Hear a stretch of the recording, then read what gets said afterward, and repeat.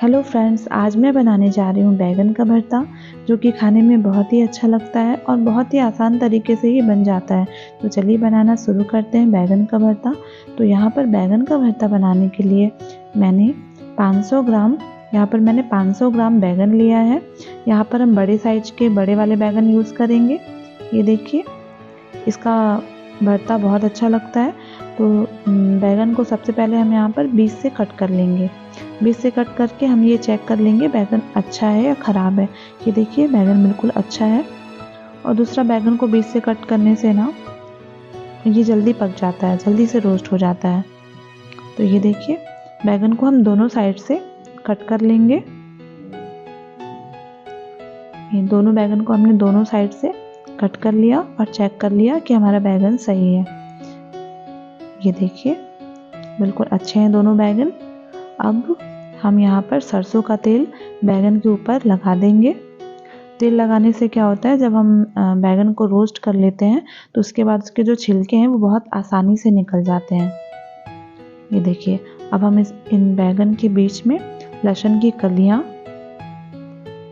और हरी मिर्च डाल देंगे, जिससे कि ये बैगन के साथ ये भी रोस्ट हो जाए। भुने हुए लहसुन और मिर्च दोनों का टेस्ट बहुत अच्छा आता है। इसी तरह हम दोनों बैगन के बीच लहसुन और मिर्च डाल देंगे। ये देखिए, इस तरीके से। यहाँ पर मैंने 4 से 5 लहसुन और 3 मिर्च यूज़ की है। आप अपने अकॉर्डिंग कम या ज़्यादा लहसुन और मिर्च कर सकते हैं। अगर आपको लहसुन कम पसंद है तो कम यूज़ कीजिए, ज़्यादा है तो ज़्यादा। अब हम यहाँ पर बैगन को रोस्ट कर लेंगे। ये देखिए, बैगन को तब तक रोस्ट करना है जब तक ये चारों तरफ से अच्छे से रोस्ट ना हो जाए, अच्छे से भुन ना जाए, जब तक इसके छिलके मुलायम ना हो जाए। ये देखिए, बैगन हमारा अच्छे से रोस्ट हो चुका है, अच्छे से भुन गया है, इसके छिलके मुलायम हो गए। अब हम इसे ठंडा होने के लिए रख देंगे। अब हम यहाँ पर टमाटर रोस्ट कर लेंगे। ये देखिए, अब हम यहाँ टमाटर भुनने के लिए रख देंगे। भुने हुए टमाटर का टेस्ट बहुत अच्छा आता है। ये देखिए, टमाटर हमारे भुन गए हैं, अच्छे से रोस्ट हो गए हैं। अब यहाँ पर हम टमाटर और बैगन के छिलके निकाल देंगे और इसे अच्छे से साफ कर देंगे। ये देखिए, कितने आसानी से बैगन के छिलके निकल रहे हैं। ये देखिए, एकदम आराम से निकल जा रहे हैं। ये देखिए, मैंने अच्छे से टमाटर और बैगन के छिलके निकाल के साफ कर लिया है। अब हम यहाँ पर बैगन को और टमाटर को छोटे छोटे पीसेस करके कट करके मैश कर देंगे। ये देखिए, यहाँ पर हम बैगन को छोटे छोटे पीस कट करेंगे और इसे अच्छे से मैश कर लेंगे। ये देखिए, मैंने अच्छे से मैश कर लिया है। यहाँ पे टमाटर भी अच्छे से कट करके मैश कर लिया। अब हम यहाँ पर 2 से 3 चम्मच सरसों का तेल यूज़ करेंगे। थोड़ा गर्म होने देंगे। हम यहाँ आधा चम्मच जीरा, 1/3 स्पून राई, 10 से 12 लहसुन की कलियाँ, 2 इंच टुकड़ा अदरक का, इसे थोड़ा देर फ्राई होने देंगे। यहाँ पे 3 मिर्च जो मैंने रोस्ट की थी ना, वही मिर्च मैं यहाँ पर यूज़ कर रही हूँ। इसे थोड़ा देर फ्राई होने देंगे।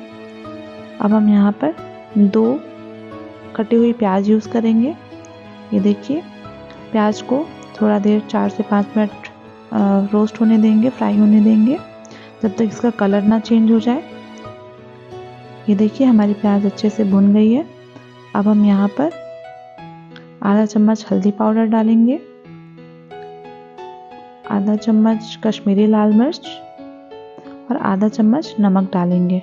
नमक आप अपने टेस्ट के अकॉर्डिंग डाल सकते हैं। इसे अच्छे से मिक्स कर लेंगे, थोड़ी देर फ्राई होने देंगे।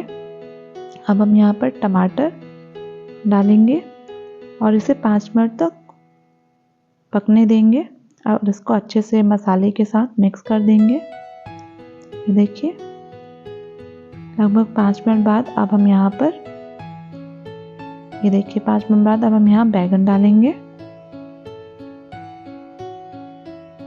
ये बैगन और टमाटर को अच्छे से मिक्स कर देंगे और इसे 5 से 7 मिनट मीडियम आंच में पकने देंगे। ये देखिए भरता बिल्कुल बनकर तैयार है। अब यहाँ पर हम धनिया पत्ती डालेंगे। धनिया पत्ती से बैगन के भरते का फ्लेवर बहुत ही टेस्टी आता है। ये देखिए यहाँ पर मैंने सरसों का तेल यूज़ किया है भरता में। सरसों का तेल से ना भरते का फ्लेवर बहुत ही टेस्टी आता है। ये देखिए भरता बनकर बिल्कुल तैयार है। कितना अच्छा कलर आया है, कितना टेस्टी दिख रहा है ये। तो आप ये रेसिपी को ना घर पर बनाकर ज़रूर ट्राई कीजिए। चलिए इसे सर्व कर लेते हैं। ये देखिए बहुत ही टेस्टी दिख रहा है। इस जितना टेस्टी दिख रहा है खाने में भी उतना ही टेस्टी है। तो आप घर पर बनाकर ज़रूर ट्राई कीजिए। अगर आपको मेरी ये रेसिपी पसंद आई हो तो प्लीज़ लाइक कीजिएगा, शेयर कीजिएगा, कमेंट कीजिएगा, सब्सक्राइब कीजिएगा। Thank you so much.